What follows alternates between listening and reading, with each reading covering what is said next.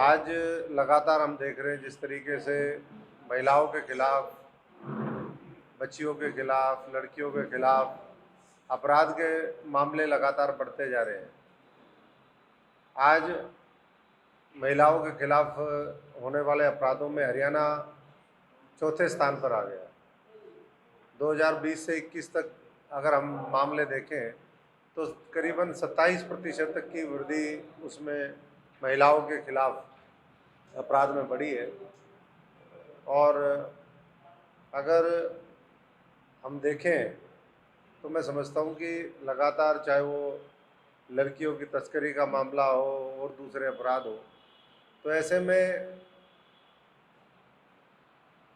खट्टर सरकार जो राहगिरी कर रही है, आज खट्टर साहब यहाँ पर राहगिरी करने आए थे, हम उनको यही कहेंगे कि ये जो दुष्कर्मगिरी है, अपराधगिरी जो हरियाणा में बढ़ी है, जंगल राज जो बढ़ा है, आज इसको ख़त्म करने की आवश्यकता है। जो दूसरी चीज़ें हैं वो तो हम साइड में रख सकते हैं, लेकिन जब सरकार खुद संरक्षण करने लगे अपने मंत्रियों का, अपने सांसदों का, चाहे वो संदीप सिंह का मामला हो, चाहे वो देश में ब्रिजभूषण सांसद के रूप में हो, तो ऐसे में मैं समझता हूँ कि लोगों को किस तरीके से ये लोग सख्ती से निपटेंगे, कैसे महिलाओं के खिलाफ आपराधिक जो मामले होंगे वो कम होंगे। एक तरफ तो सरकार कहती है कि हम महिलाओं को आरक्षण देंगे, दूसरी तरफ संरक्षण देने में भी ये सरकार नाकामयाब साबित हुई है। तो आज मुख्य एजेंडा हमारा यही है कि सरकार और चीज़ों के साथ साथ कुछ ठोस कदम उठाए ताकि जो अपराध है, चाहे वो महिलाओं के खिलाफ हो, चाहे दूसरे आपराधिक मामले हो।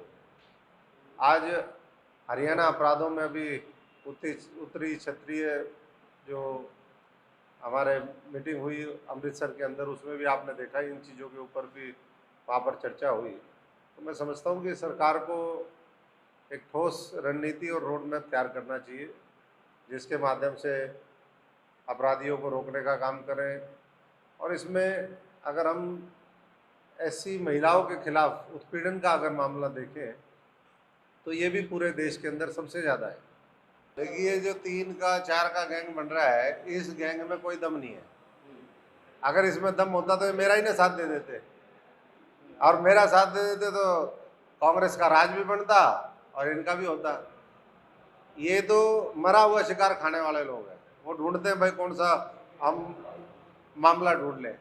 तो इसलिए कांग्रेस गुटों में बटी हुई है, बटी रहेगी, उनको बटी रहने दो, आम आदमी का साथ दो। मैं तो सबसे यही प्रार्थना कर रहा हूँ कि आने वाला समय आम आदमी का है, यही नया विकल्प है, और यही भविष्य में आने वाले जो महीने बचे हैं चुनाव तक के, उसमें विपक्ष की भूमिका भी हम ही निभाएंगे। जब 15 तारीख के बाद हमारा संगठन मजबूती से होगा तो आपको बहुत जो फर्क है वो बहुत स्पष्ट तौर पर महसूस होगा। कहने का मतलब ये है कि मरा हुआ शिकार मैं इसलिए कह रहा हूँ कि शिकार करने के लिए खुद जंगल में उतरना पड़ता है, मेहनत करनी पड़ती है। हो सकता है भालू, सांप, शेर आपको भी पंजे मार दे, लेकिन जब जंगल में उतरोगे ही नहीं, दूर से देख करके कि भाई मुँह मर गया एक शिकार, अब चलो उसको खाने के लिए, तो ऐसे कभी भी शिकार मिलता नहीं है।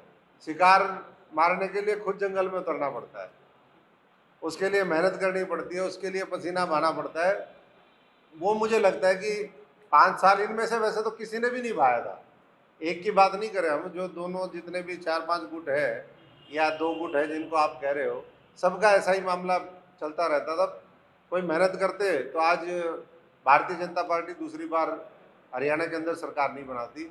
और मैं इस बात का मुझे खेद भी है कि भाई हरियाणा में इस तरीके का नेतृत्व कांग्रेस पार्टी का यहाँ पर है, जिन्होंने भारतीय जनता पार्टी को पोषित करने का काम इस हरियाणा के अंदर किया। चाहे वो 14 का मामला हो, 14 में भी इसी तरीके से किया और 19 के अंदर भी किया, लेकिन अब आम आदमी पार्टी ऐसा होने नहीं देगी। वैसा होना चाहिए। हालांकि भारतीय जनता पार्टी ने इस कार्ड कुमार पर खेलने का काम किया है।